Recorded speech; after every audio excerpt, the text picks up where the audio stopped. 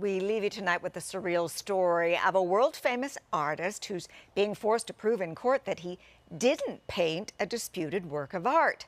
The landscape was created by a prisoner in Ontario in the 1970s and sold to a jail guard. Now the guard wants to sell it to a gallery in Chicago, believing it's worth a fortune. That's because the name on the painting is Peter Doig, whose work sells for millions. Problem is, the artist says it's not his. CTV's Jill Makashon explains. Peter Doig is an artist whose stark and eerie landscapes have sold for millions, but this one, painted in 1976 by a Thunder Bay prisoner, he says is not his own, despite the name Doig with an extra E. I said, oh my God, it's him. The man who now owns it was a prison guard who collected art. He believes the painting, done by a man arrested for using LSD and sold to him for $100, is a Doig original.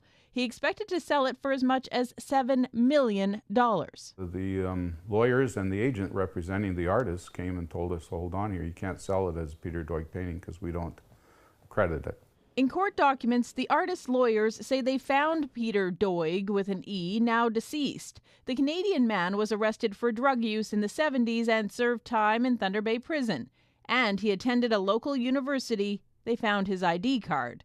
Defense lawyers claim he is not Peter Doig, the artist who lived in Toronto at the time with his parents and didn't put paint to canvas until years later.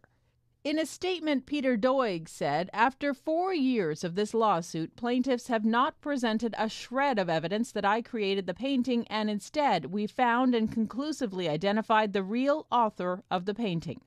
But the other side has fired back that Doig dabbled in LSD, and there was a time in the late 70s when he left home to work in Western Canada. And maybe he'd forgotten he painted this one piece of art, now simply called the disputed painting. So now the onus is on Peter Doig to prove to a U.S. judge he's not the artist some say he is, when this case is heard in a Chicago courtroom next month. Jill Makashon, CTV News, Winnipeg.